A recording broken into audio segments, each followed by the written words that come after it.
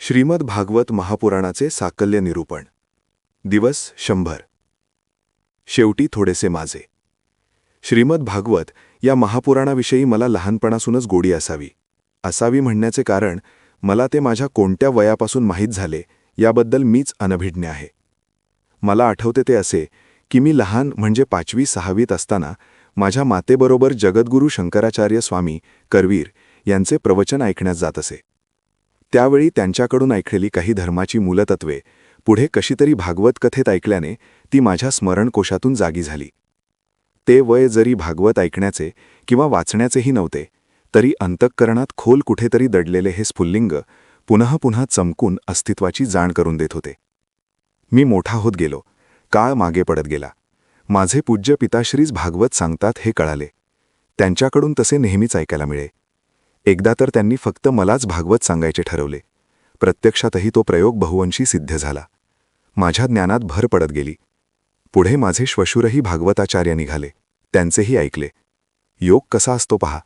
माझे पिता श्री गजाननराव तथा बाबूगुरू आपस्तंभ, माझे श्वशुर श्री गजानन महाराज कहाळेकर, या 2 विभूतींकडून 2 गजाननांकडून ते ज्ञान मला मिळाले. एकच गजानन गणेश सकल विद्यादाता मतिप्रकाश करता आहे.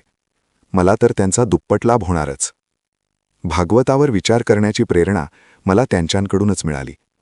पुढे अनेक पंडितांची, शास्त्रीजींची भागवत पारायणे ऐकली. अनेकांनी केलेली भाष्ये वाचली. आता दूरदर्शन आल्यापासून तर रोज सकाळी चहाबरोबर भागवत असतेच. इतके सगळे असताना मी काय लिहितोय, मलाच हा प्रश्न पडला होता. भागवतात आहे ते सर्वत्र आहे, भागवतात नाही ते कुठेच नाही, असा उद्घोष करणाऱ्या भागवतातच या प्रश्नाचेही उत्तर उपलब्ध आहे.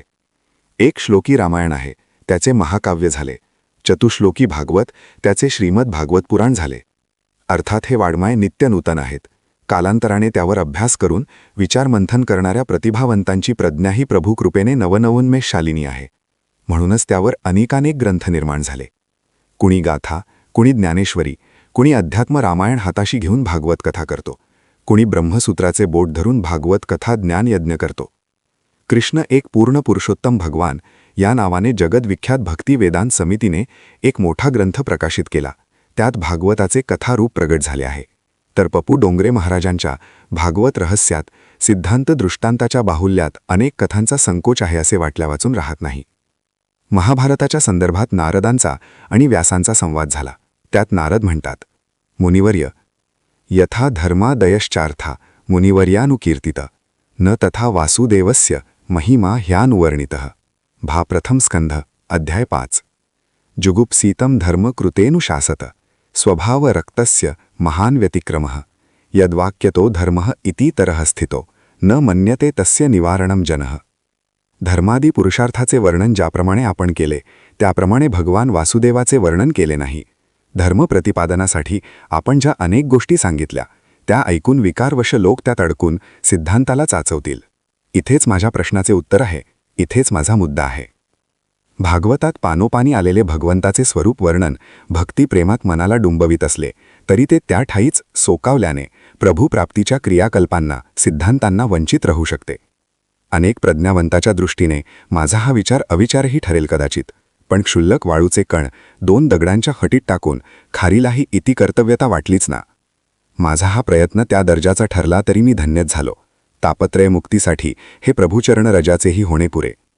हातापायात आणि मनबुद्धीत दुर्दम्य इच्छा कार्यशक्ती असली तरी पश्चेंद्रियांचा असहकार आहे.